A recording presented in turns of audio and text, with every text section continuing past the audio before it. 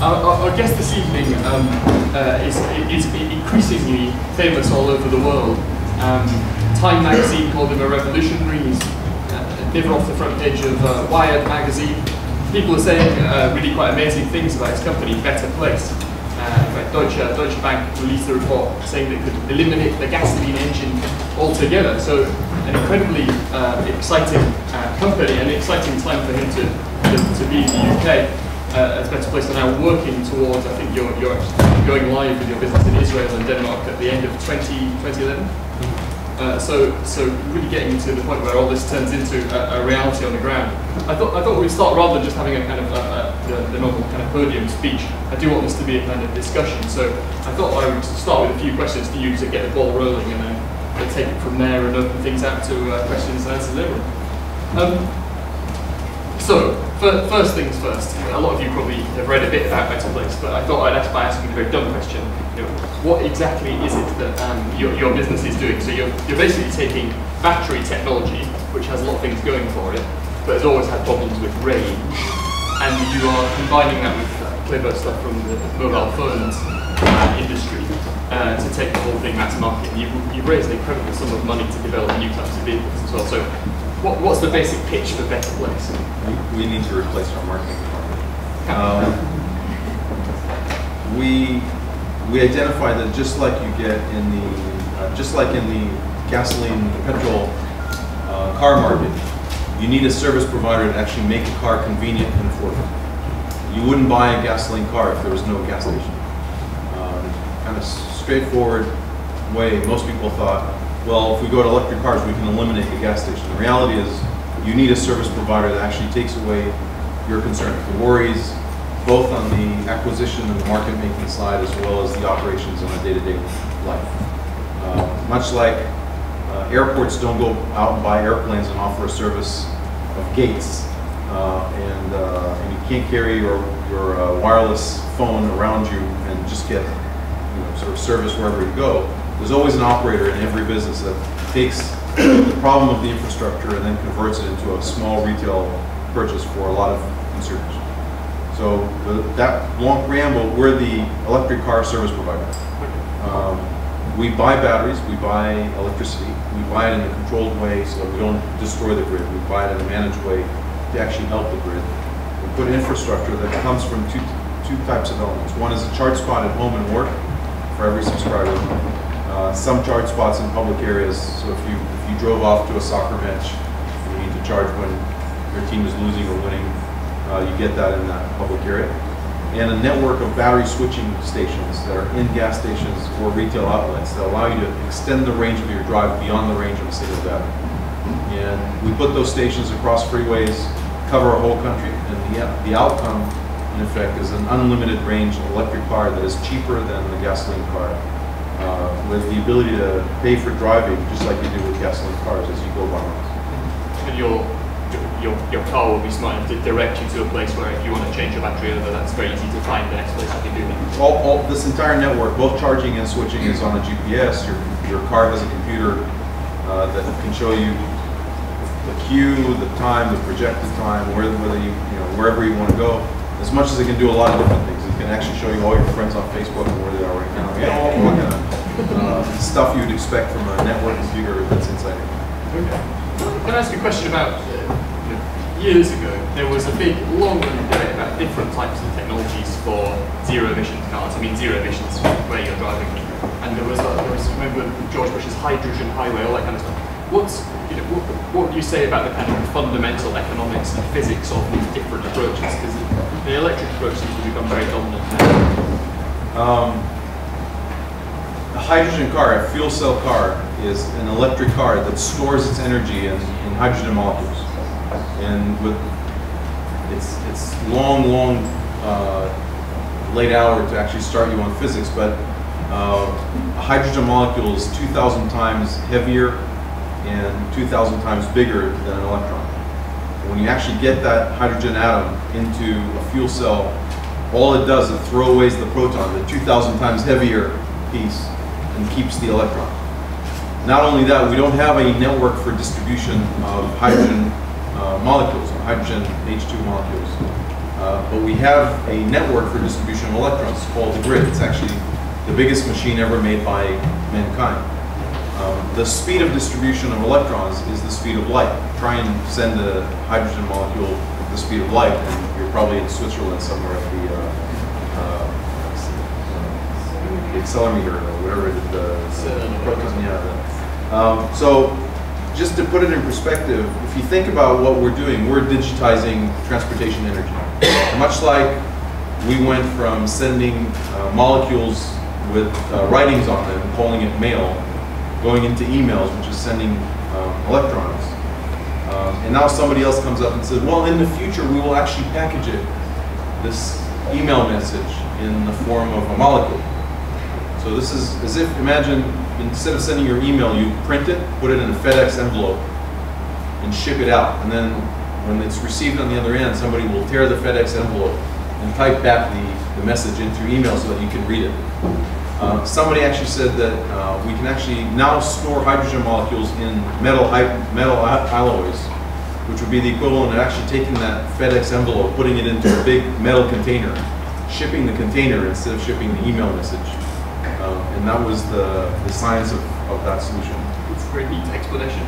So how did you get into doing this? So your background, as I understand this, is the software originally. You were in SAP, I think.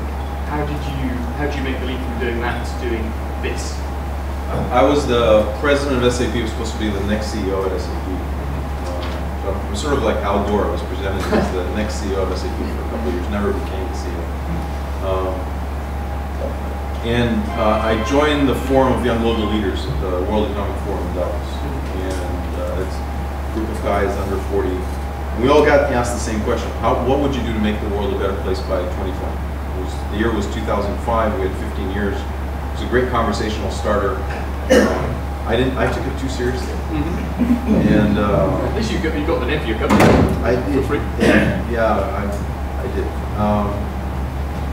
I ended up coming up with an answer to that question in the form of a question. And the answer was, how would you run a country without oil by 2020? And I didn't know anything about oil. I didn't know anything about cars.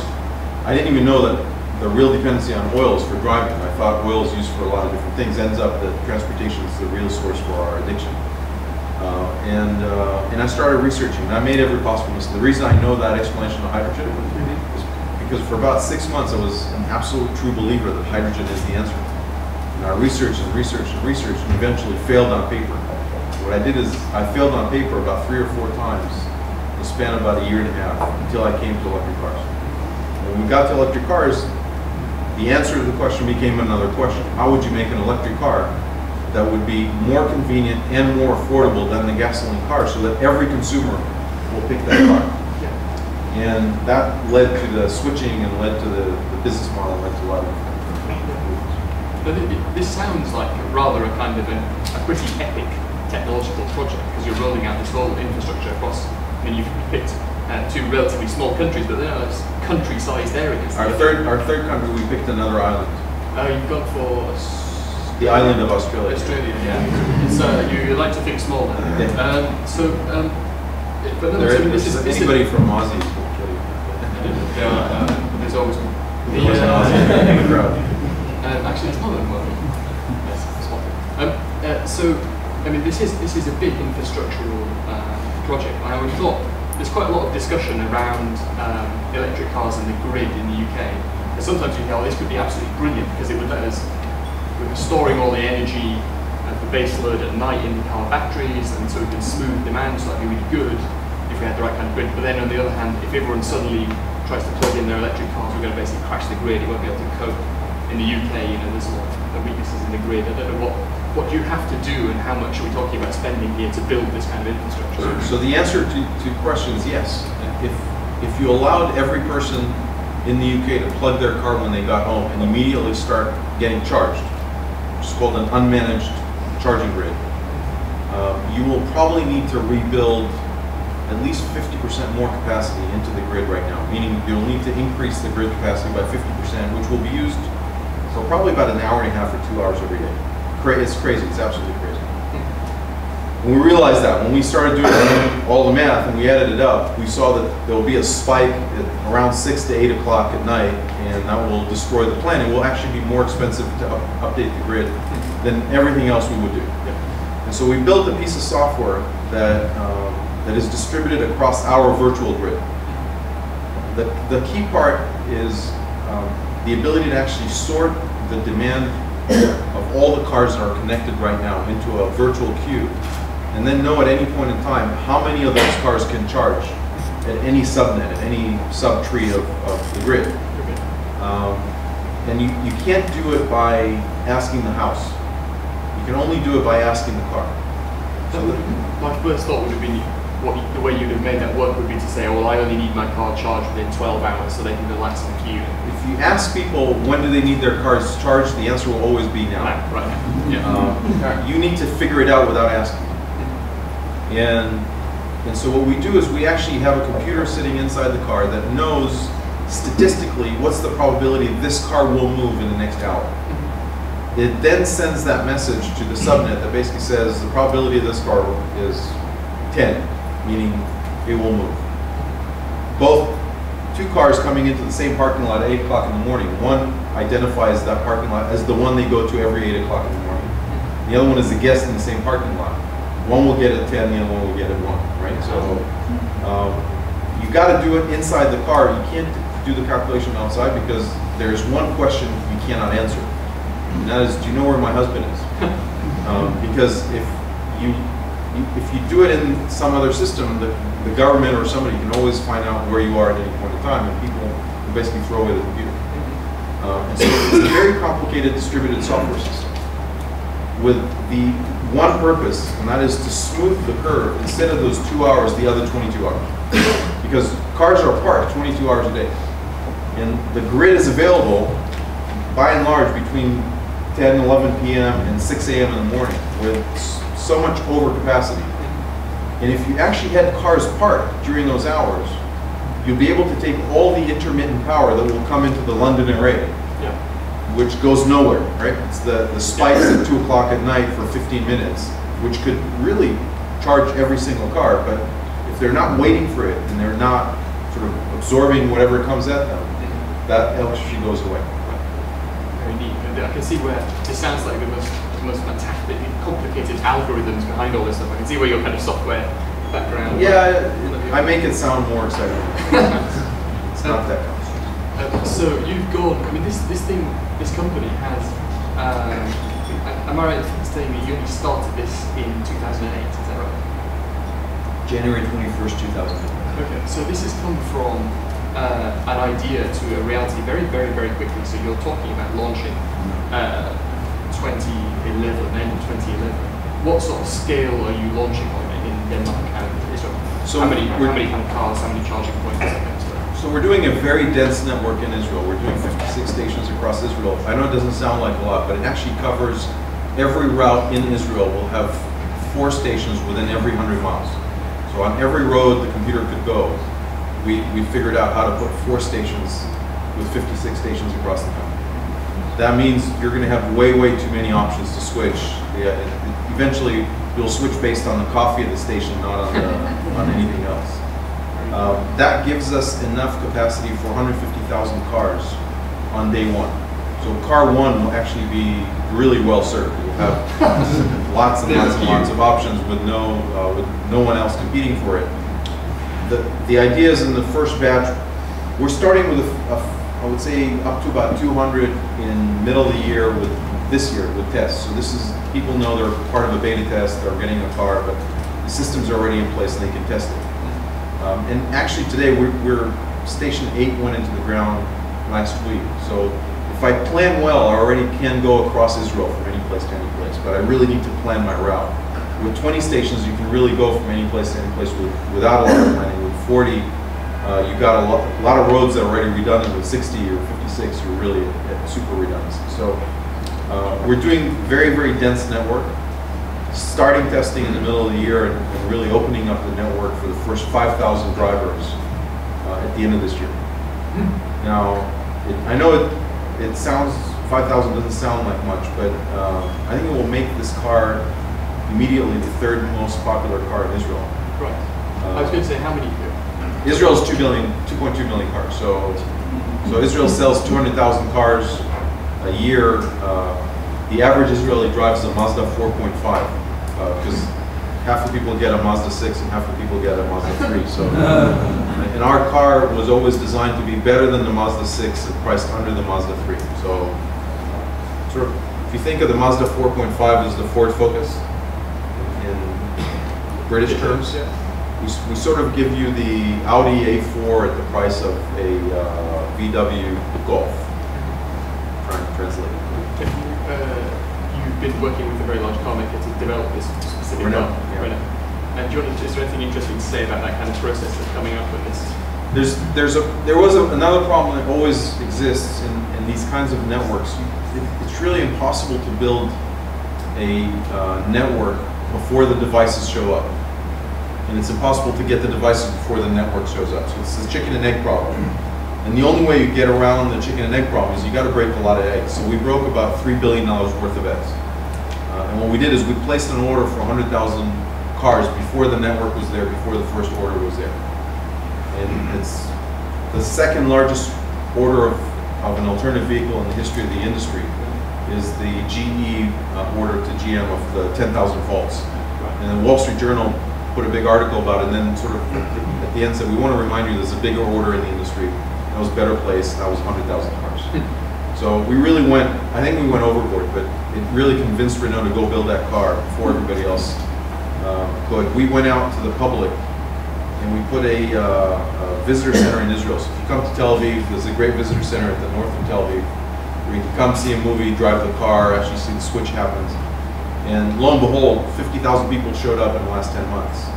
And 18% of them signed up for the car during the visit. So what we thought would be an educational center has become the largest dealership on earth. And it's quite an interesting experience because most people come in thinking that they're going to sort of look at something. You should see the face. It's usually the face when they get into the car and they expect to drive a slow car and give up something, and then they look at the luxury of the car, and they press the pedal, and it's a sports car. And then they ask, how much is it? And so it's cheaper than the one you came with. And most of them are like, closer. It must be quite fun to drive. I was thinking the torque on this thing's absolutely incredible. You sort of, so and also it's completely silent as well, which is kind of freaky. If you think of silent, high torque cars, what comes to your mind is Lexus, Audi, Mercedes. It's cars that somebody's actually put 10,000, 20,000 pounds to make them silent. Here, we're going to actually put a chip inside to make it sound. So just so that people don't get burned down. No, we figured out we can charge you more if it makes it sound like a Ferrari. You can download any sound you want. You can make it sound like a Harley if you want. Somebody asked me if they could put a sound of a boat on it. You could make this car just like ringtones. You can make it. We call them drive tones. You can put any drive tone. Someone could download a particularly irritating drive tone. That's going to be. You created the social nuisance. I guarantee you there will be a hip hop equivalent of a drive tone that people will ban out in their neighborhood.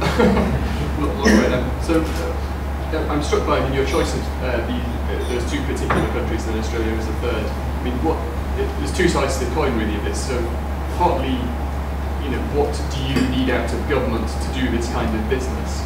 And why, on the other side of that coin, is why are those particular countries interested? I can see for Israel why they'd be very interested in your solution to getting off of oil. That sort of seems very relevant. Denmark, I guess, sort of green agenda. But maybe focus on that first question. What do you actually need? Presumably a huge amount of cooperation out of government to do this thing. So the only thing we got out of Israel was a tax policy that actually was in place before we came up and got a bit worse a bit later. Gasoline cars, petrol cars in Israel are taxed 72%. Zero emission cars are taxed 10%. And that delta, if you run the calculations, about $5,000, $6,000 difference is basically there in order to compensate for the lack of volume we have in the beginning. Renault will make about 45,000 cars of our car in the first year, whereas the entire industry makes about 6 to 7 million cars. So we're 3 orders of magnitude smaller than the rest of the industry. We're getting less than $5,000 to compensate for that volume difference. Just keep that in mind. Denmark went a bit overboard. Denmark put 180% tax on gasoline cars and 0 on 0. Right. So It's pretty compelling. It's an IQ test, right? If you still decide to go for a gasoline car, we'd like you to move to Norway, right? And it really ends up, if you look at the price that was announced, an average car, an average sedan in Denmark is in the order of about 50,000 euros. And Renault announced, we haven't announced yet the Danish pricing, but Renault's announcement in Europe is about 22,000 euros. We're getting to that price differential that's fairly big. We have similar incentives that are already in place in a lot of different places. So France has created a bonus malus, a penalty and a bonus structure. So there's a 1,500 euro penalty if you bought a guzzler. There's a 5,000 euro incentive if you bought an electric car. US has put $7,500 incentive for an electric car. UK has put £5,000, but limited the number. So there's I think the number is about 50 or 60,000 cars under that £5,000 incentive. China really went all the way. So China put $8,800 incentive for an electric car. Most amazing number most people can't connect. The number one selling GM car, which is the number one selling car maker in China, is an $8,000 car. Right, so that car can be made electric at the same cost, $8,000. So the government is basically saying if you make an electric car that the public likes, it will be free. It's quite unique. It's a proposition that you can't top. So it's a strong proposition. But so just that answers sort of probably something else I was going to ask. What would it take for you to be interested in coming and doing this in the UK, or maybe even in, let's say, the US, because the US has. So the question on why Israel and why Denmark, you got to realize, even though we raised almost $700 million, most of it is raised in the form of equity. So every time we take money, our investors basically saying, one of our biggest investors, HSBC, they ask you, where are you going to use this money? Where are you going to put it? So we're competing between places of where we can use the limited amounts we got. If you go into Israel and you put the infrastructure in the ground, the cost of the entire infrastructure, plus sales offices, plus management, the operations, etc., the G&A for the first 2 years is about $170 million. With all the infrastructure already in the ground. Now, it sounds like a lot of money, but when you put it in perspective, Israel uses $25 million worth of gasoline every day. So the entire project is 7 days of gasoline. 7 days of gasoline. It's 1 week of gasoline, right? That same number, actually less than that, would apply to the UK. So the UK consumes about, I don't want to go overboard, but about 250 million pounds of gasoline every day, give or take. Take 4 days like that, that's a billion pounds. We have a network across all of the UK. So 4 days, if you think of the national reserve of gasoline, extended by 4 days, within 5 years, you've diminished the use of gasoline in the UK probably by 50%. The problem is, to pay for that billion, you need to get to some sort of break-even point. So to pay, our break-even point in Israel is about 25,000 cars. To pay for that same break-even point in the UK, you need about 150,000 cars.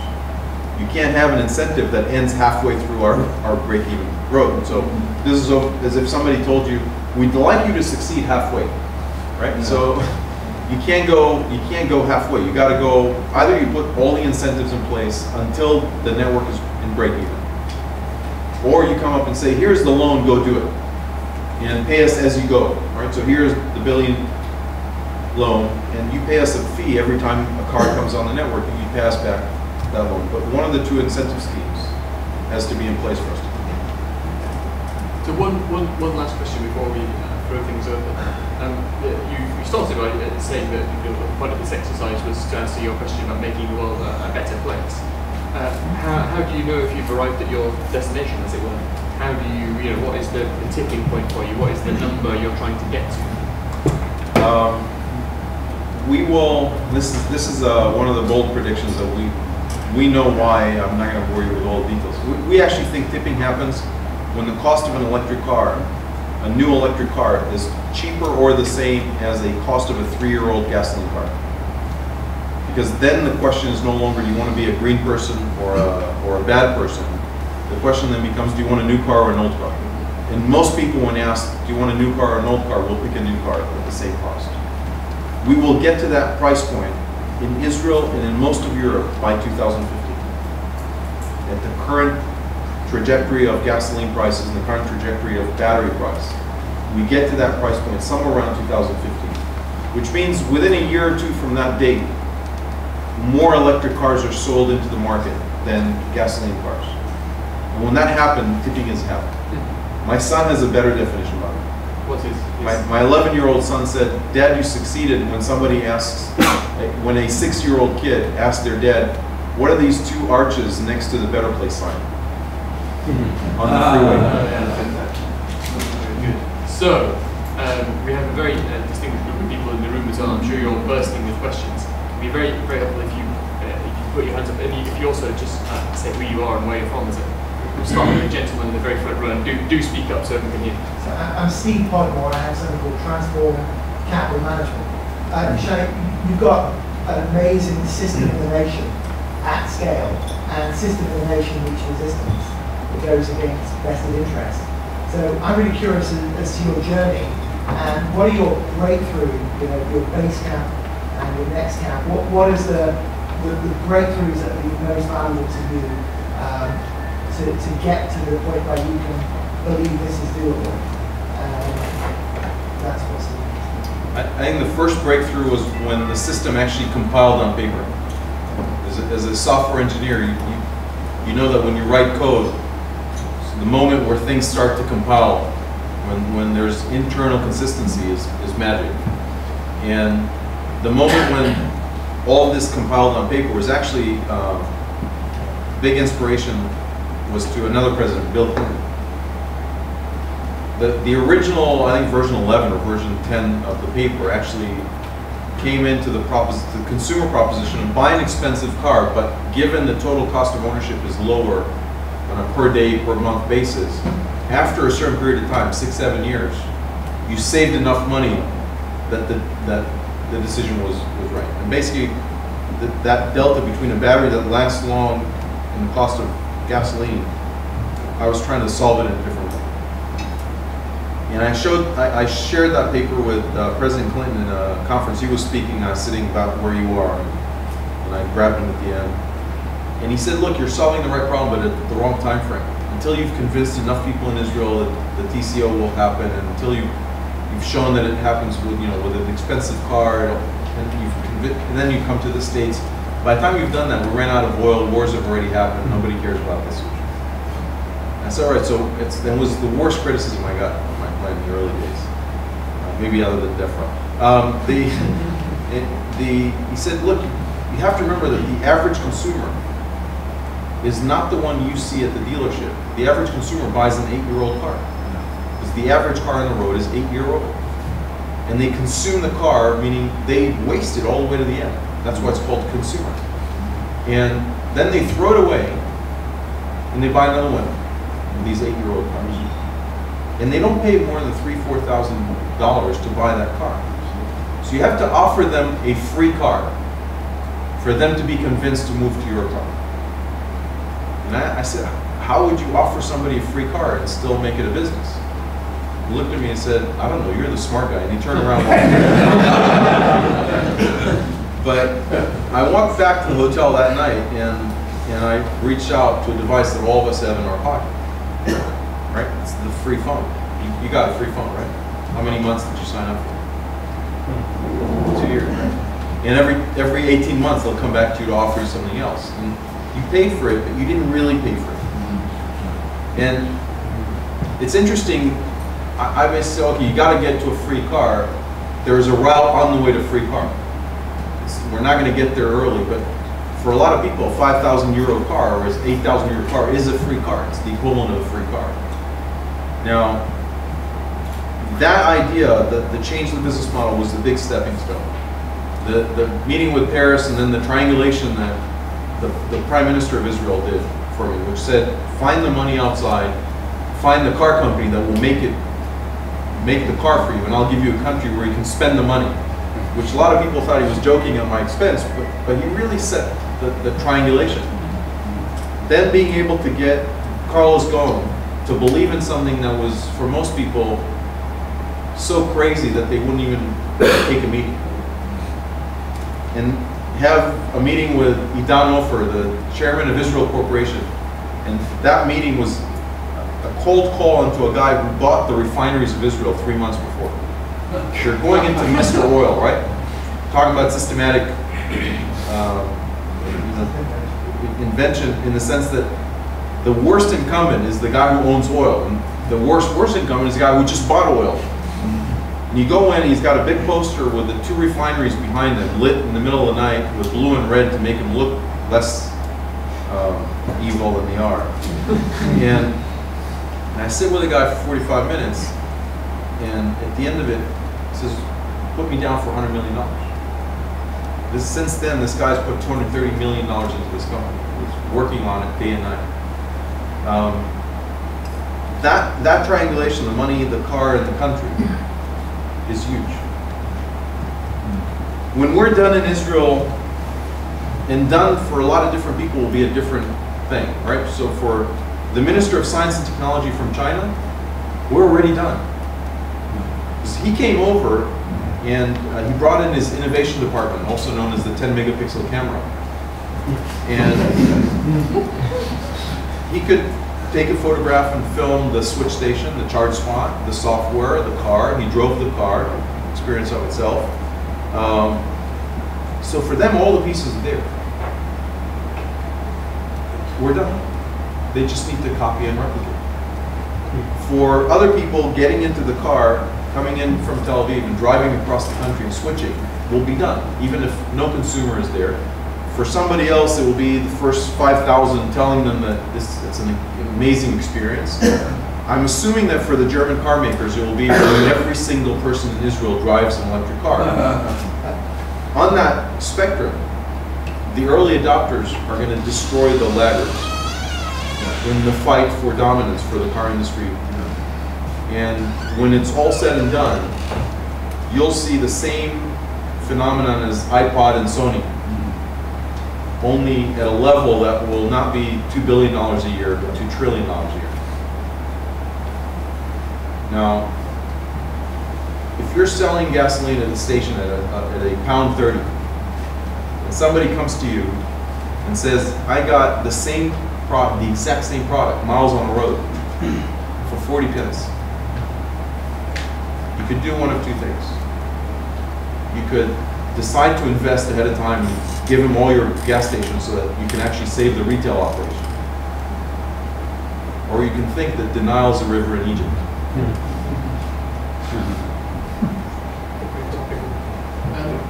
There's a gentleman in the second row who knows a lot about electric vehicles, Lord Warwick. Jamie Borwick, I'm owner and chairman of Bodek Electric Trucks, which is a company which I think you know. You talked about gasoline and the distribution and the way that it bought motor cars around. The thing about Rockefeller is that he sold gasoline rather than gasoline tanks. And you can't take the gasoline tank from a Mini and stick it into a Jacob and hopefully it works. The software is different, the physical difference is different. Now you have an outstanding deal with Renault.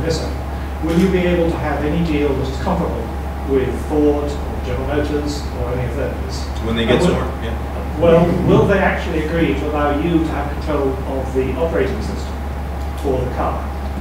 How will that relationship with your organisation as controller of the power system, or you said of the IP of the car, effectively, work with the various motor companies? We have as much control over the IP of the car as Walmart has over the secret formula of Coca-Cola. We are a shelf. We're a smart shelf, but we don't have the IP of the car. The battery is designed by Renault.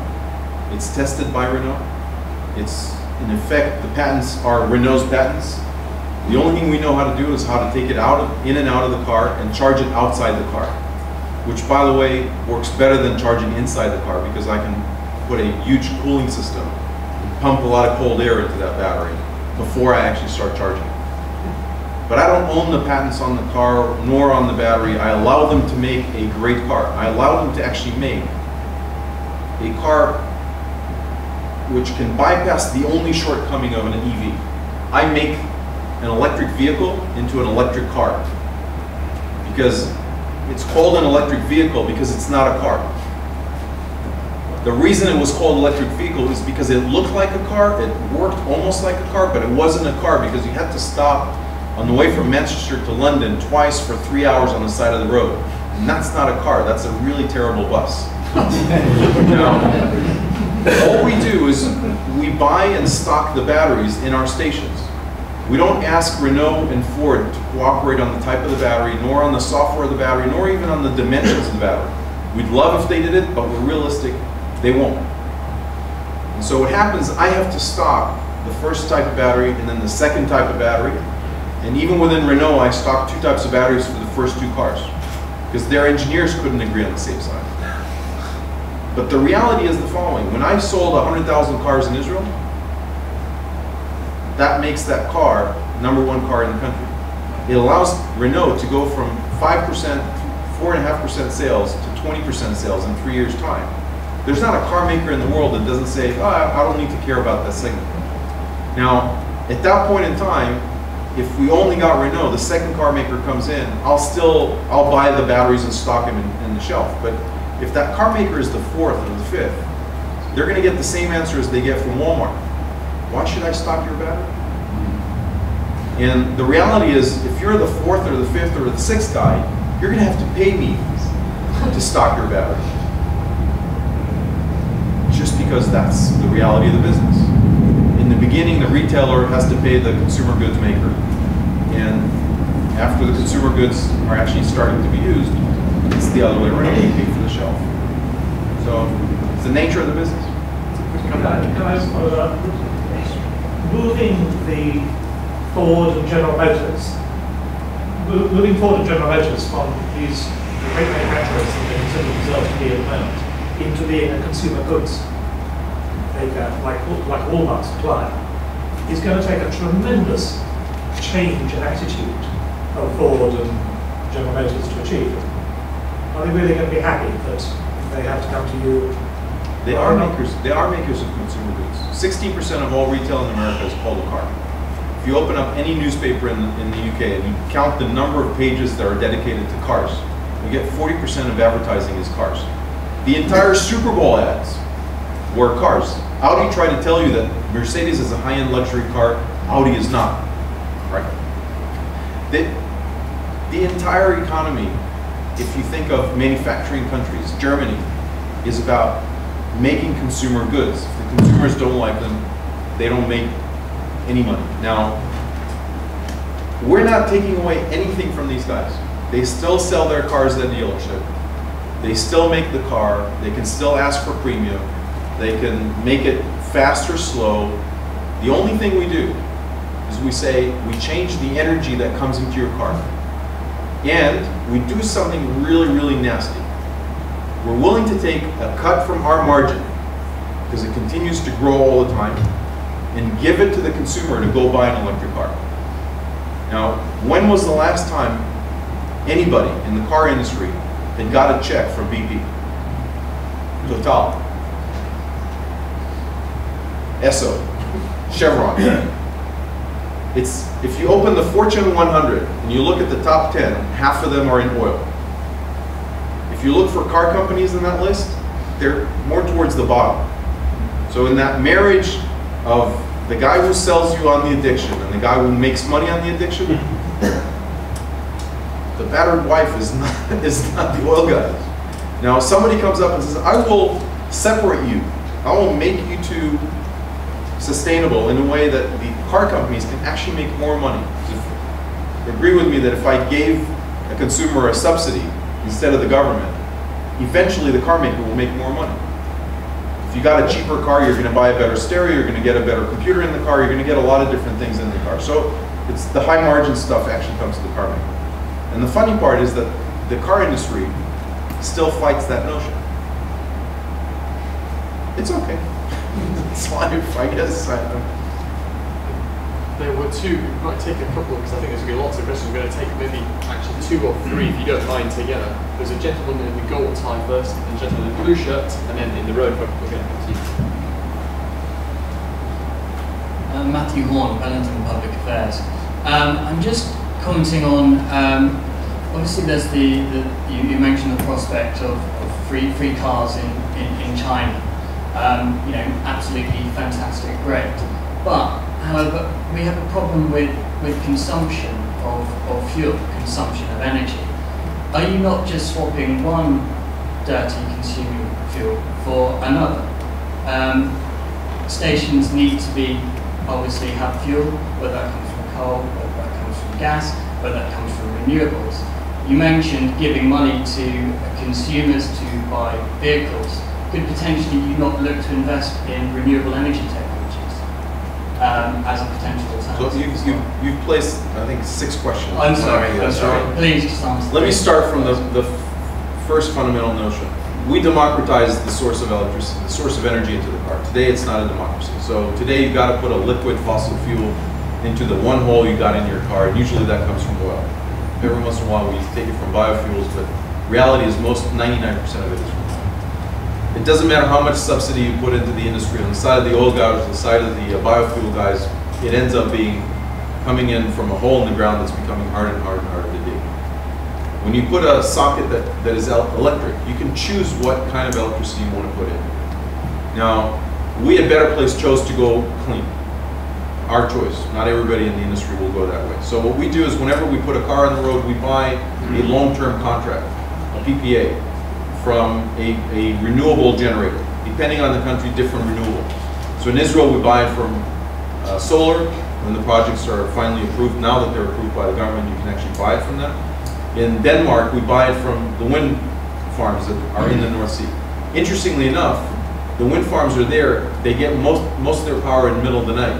Get used to it. London Array is going to work the same way, and nobody needs it in the middle of the night. Half of the power a windmill generates, a wind generator actually generates during the year, is intermittent in the middle of the night. Now, if you ask somebody who's putting the London Array, the Dong Energy guys who are putting in the London Array, what is their dream? They'll tell you batteries on the grid. And guess what an electric car is for a utility? It's a battery on the grid. Now, we're able to put all those cars and buy the electricity in the middle of the night and nobody wants. And when we do it, it's actually cheaper to us than coal because nobody else wants it. When we do it, we actually allow them to put more renewables because if we're willing to pay for that energy in the night, the energy in the day is cheaper than coal. So when you think of these in components, and you think of each component separately, you come out to the wrong answer. When you think of it as systems, suddenly a lot of things start to make sense. And we start to help the renewable industry actually make sense. Now, the funny part, and we've had this discussion today at Parliament, nobody actually looks at the effect of burning fossil fuel at 20% maximum efficiency in the middle of a city. You're living in a city, you're breathing it. I'm not sure, when I was a kid in Israel, we used to have these oil-based heaters. I don't know if you had it when you were a kid. Our parents used to put a kerosene, put it into a device, light it up, and then because the heat would escape, they'd close the windows. You wouldn't do that to your kids today. But we do it with the cars every day. We basically burn fuel right next to where they breathe. We even put them on inside the car and we put air conditioning to pull it in. And the outcome of just the pollution from tailpipes in London kills twice as many people as accidents in the greater London area. Same, by the way, everywhere else. So imagine somebody came here and said, I'm not solving the energy problem, I'm solving healthcare problems. I'm going to, or accidents problems. And I'm going to solve all the car accidents in London. There will not be a single death from car accidents in London. Would you ask him if he's clean? The effect on climate? Is he pushing the problem somewhere else? Is he killing people in Bangladesh? No, you'd say, wow, this is a really great idea. But when we come up and we say, we've actually eliminated all of the tailpipes, the first question people ask is, well, you're going to go to coal. No, we're not. But even if we did, we'd still eliminate twice as many deaths from cancer in the middle of the city. Very, very expensive, by the way. death, not a cheap death. It's really, it's the most torturous death you can have. So I think we got to put all these questions in perspective, and we got to take away some of the doubts that are being thrown at it by incumbents in the industry that are really trying to stop because they simply didn't get the car at the right time.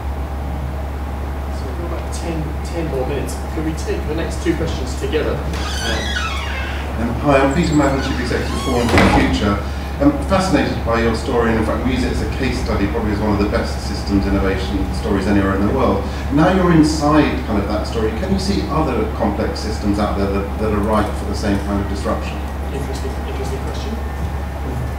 Yeah, it's Doug Carr from Greenpeace, also fascinating, great stuff. A couple of questions actually. One is, what would you like to sketch out what you think it might look like moving beyond the first 3 countries?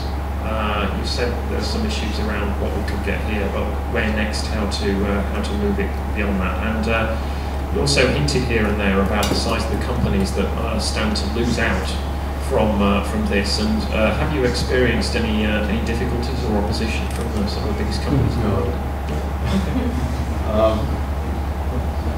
Yeah,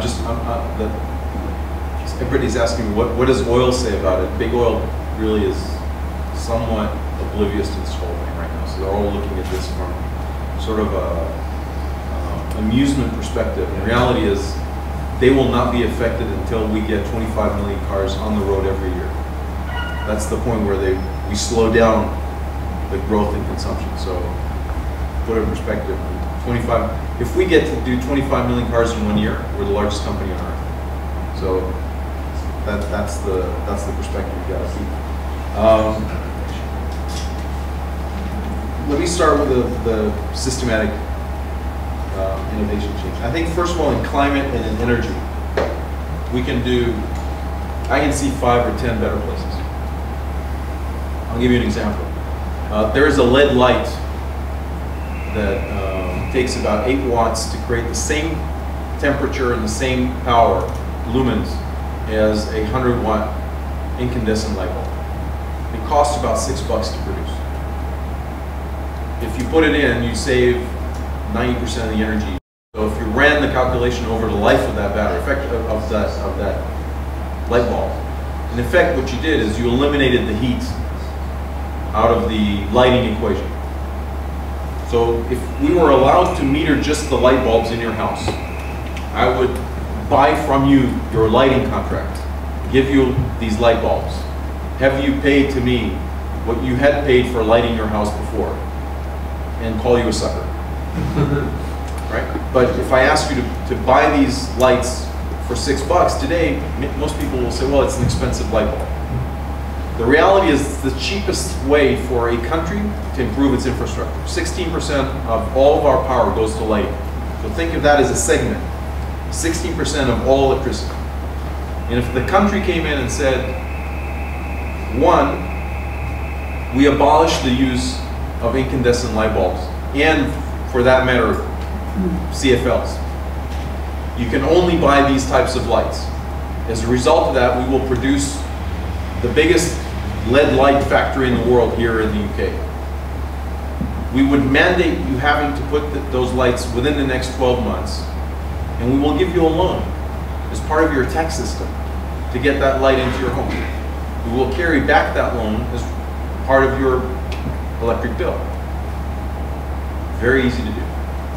Extremely easy to do. But you have to abolish terrible use of incandescent light bulb and put LED lights in their place.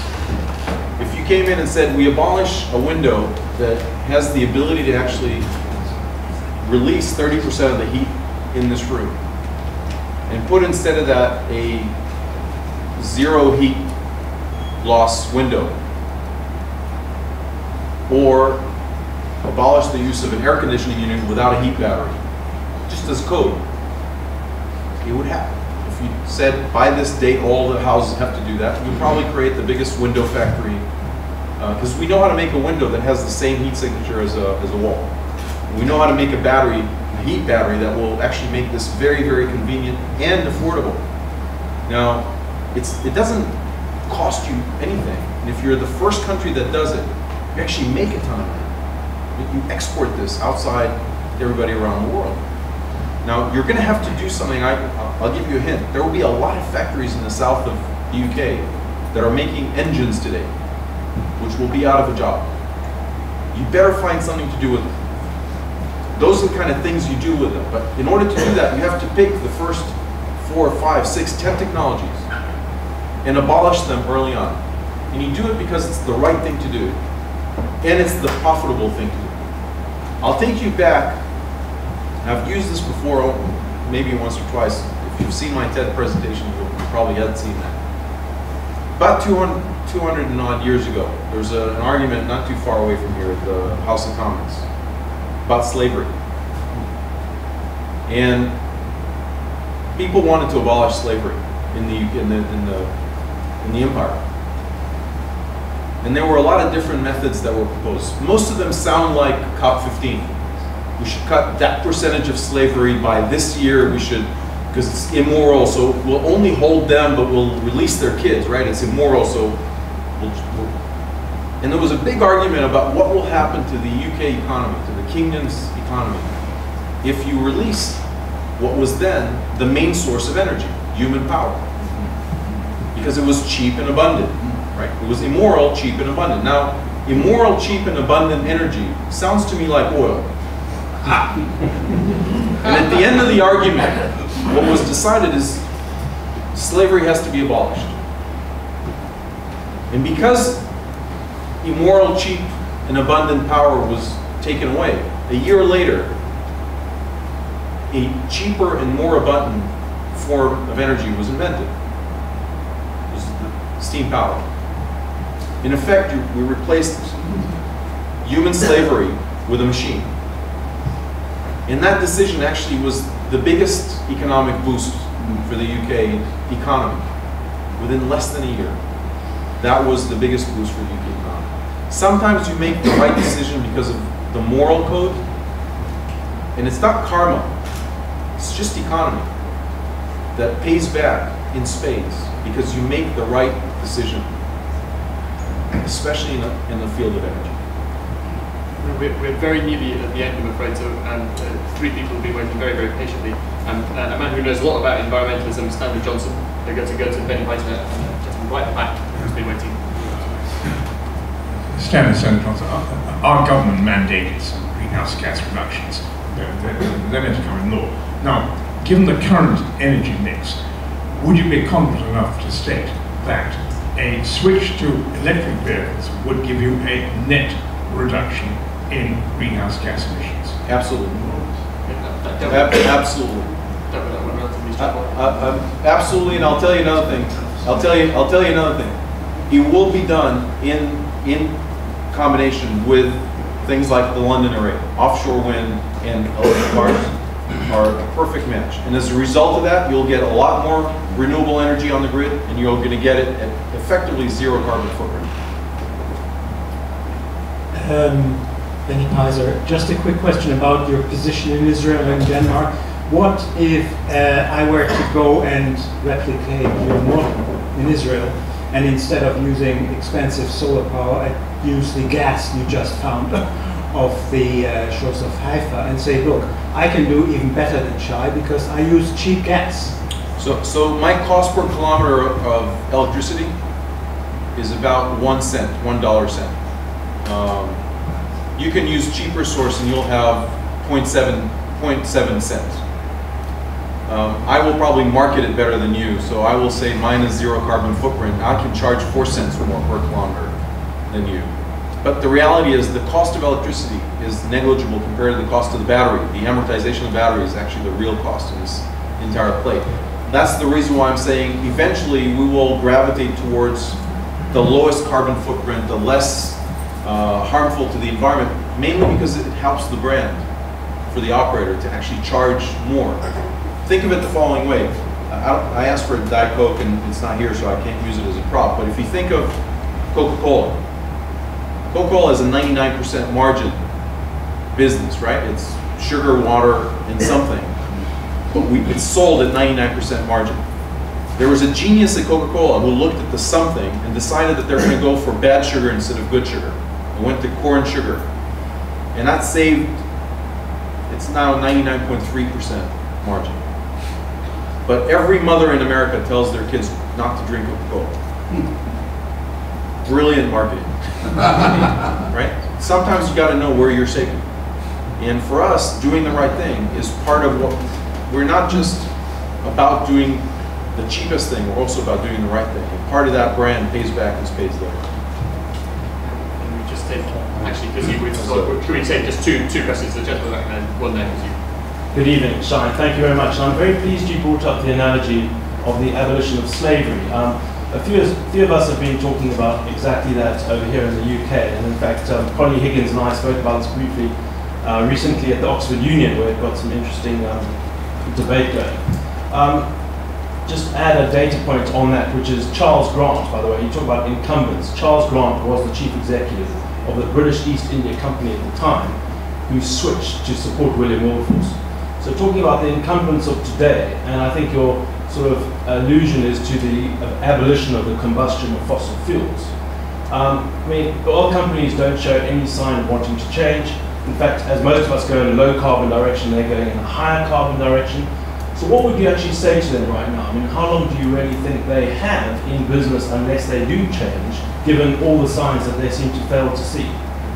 Let's just take the other last, absolutely final question. Let me take that question first. Yeah, well, as the mic moves down.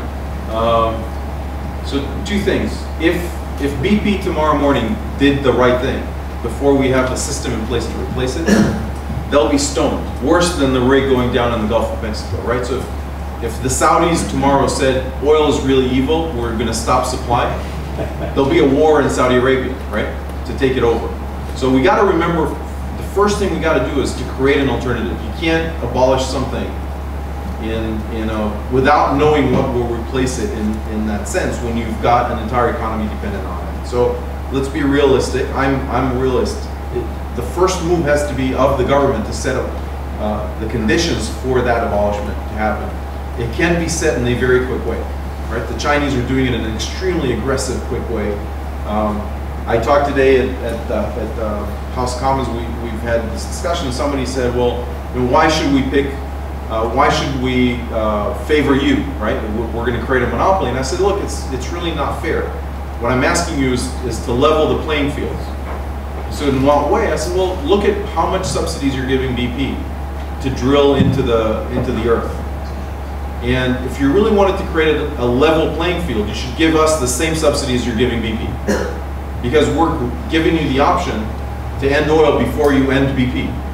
Now, when I talk to the BP guys or the Shell guys, I don't think they're evil. I think they're supplying a service that we got addicted to.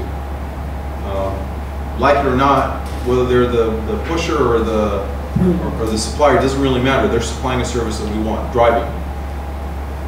What I show them is a price signal. If you take the cost of the battery and you divide it by the number of kilometers it will do, by 2020, nobody argues that that price is higher than the equivalent of a 10 pence liter. To get a 10 pence liter at the station, you need to get a check for about 200 pounds with every barrel. And nobody thinks the Saudis are going to give us 200 pounds to take a barrel from them. Nobody thinks that. So when you think of that number, when you think of that trajectory, and you can argue with me whether it will happen in 2016, 17, or 22, but I don't think any shareholders of BP would like to get the annual report that says, we ran out. Now, that means you got to really design the business in a way that, and Shell, for example, is doing that. They're shifting away more and more from oil to natural gas. They're to a certain degree shifting to other renewables. If you think about, they're replanning in a massive way. What do we do with the gas stations? Is it an asset? Is it a liability? A lot of it is being done right now. If they don't do it, they're not doing their fiduciary responsibility. If somebody there is thinking, we're going to get a barrel at a price that will allow us to sell here at a lower cost than distribution and tax. So that's what we're talking about. Distribution and tax is about 80 pence. If anybody thinks that they can get below 80 or 90 pence, they're crazy. So we're showing a price point that is already cheaper than that and is getting cheaper in an exponential way every 3-4 years. Half every 3-4 years. And this is math. This is not wishful thinking. This is real. So one very quick last question. Thank you. If I knew I was going to get an introduction like that, I'm not sure I would have done that. John Cooper from BP. But actually, my question is not so much about our business, it's about your business model and the tax and policy around it. And I'm sure by now you can probably see a bubble over my head which says, well, you would say that. But I guess I would point out we have looked at alternative energy, we have a substantial alternative energy business, and where we see the fundamentals, we put our money on the table. And we've done that with advanced biofuels, we've done that with onshore wind, and with other renewables. And I've been part of a group in BP that's looked very closely at this for the last 2 years. The one thing that jumps out is the cost of the battery, and I think you've mentioned this yourself, that is the issue to be addressed. And as I understand it, in your business model, that is addressed by leasing rather than purchasing.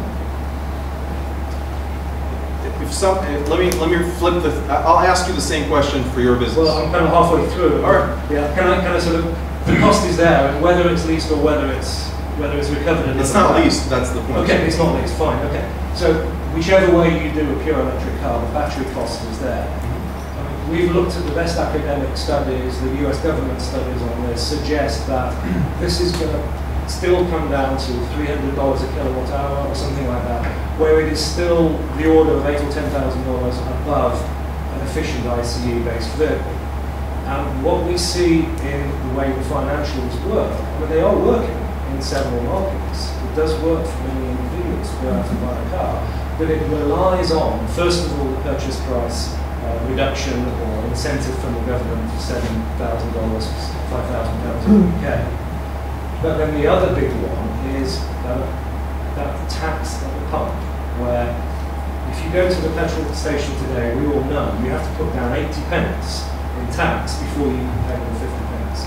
And that the economics of the usage of an electric car today depend entirely on electricity not paying that duty. Now that duty raises 250 billion euros a year across Europe for governments. And so the policy question for governments is, how long will they be able to continue that level of subsidy for the electric car?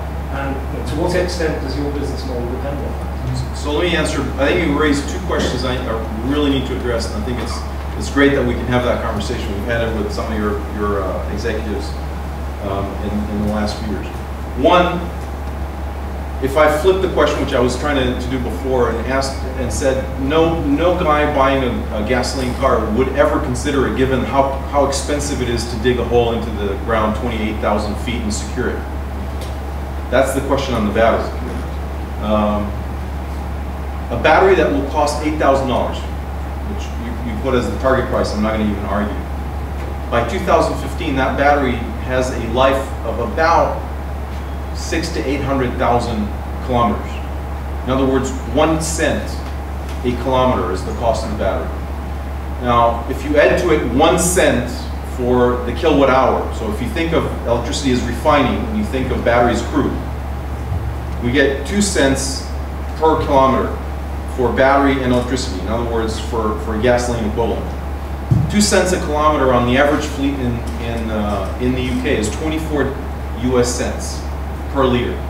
Translated into pounds, that's about 16 pence. That's the battery that you've mentioned. That's the $8,000 battery that you've mentioned. Now, 16 pence is less than your refining cost per liter. Refining and delivery, sorry. Without taxation. That's a $0 barrel with zero taxation. If you think the UK government is ever going to decrease your tax, you're out of your mind. Now, the tax model is irrelevant to this question. We are cheaper than a $0 barrel in 3 or 4 years' time. We're cheaper than a $2.50 gallon, $40 barrel, without taxation today. Just to put the numbers very, very blunt, because what most people didn't do in the industry is they kept on thinking of the battery as part of the car, instead of the stuff that gets consumed. And it is a consumable. It is not part of the car. It is exchangeable, consumable, and has a much longer life than everybody estimated, because it doesn't die at 80% capacity. it gets leased to students at a cheaper rate. And when it gets to 60% capacity, it's not dead, it goes to Jersey. If you don't tell them and I don't tell them, they think it's designed for their island. And then it goes to India, because they don't fill more than 50 kilometers worth of gasoline anyway into their tank. And it has a life and a life and a life and a life, and every one of those lives actually generates the same cost as gasoline in that location at that period of time. Interestingly enough, 8 years from now, an 80% battery at a discount generates more per kilometer than the same battery new today, because the price of gasoline went up. And a discount is still up than the price today. That's what the industry missed. It's a consumable, not a component. Now, if you take that into consideration, and you go to the government and you say, hey, these guys are really going to screw with your tax system, you've got to remember the following thing. The tax system on cars is already broken. The service the government is giving you is a road. It's a kilometer of a congested road. What it taxes is the liquid. But the liquid to road relationship, which used to be the same when everybody drove in a Ford Mustang, is absolutely broken when the poor guys got a clunker and the rich guys got a Prius. Because the rich guy's paying half as much tax per kilometer as the poor guy. And so if somebody comes to me and says, we're going to tax you because you're not paying taxes on the electricity, I'm going to bring up the following idea. That when the Prius owner comes to your BP station, they really have to pay their fair share of taxes, meaning for a Prius owner, it will be £2. For a big SUV, it will be £1. And try and sell that idea to the public. Because that's what you just said. What I did is I took it to infinity. I used 0 of your liquid.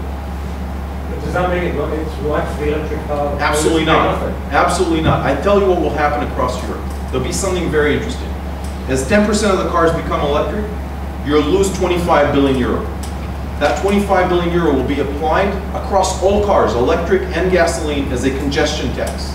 It will be done by a computer, interestingly enough, a wired computer that sits inside your car and can calculate a formula without telling the government where you are. Do you know that computer? Because I've built it. And that computer will actually allow you to collect taxes and make every road everywhere across Europe into a taxable road.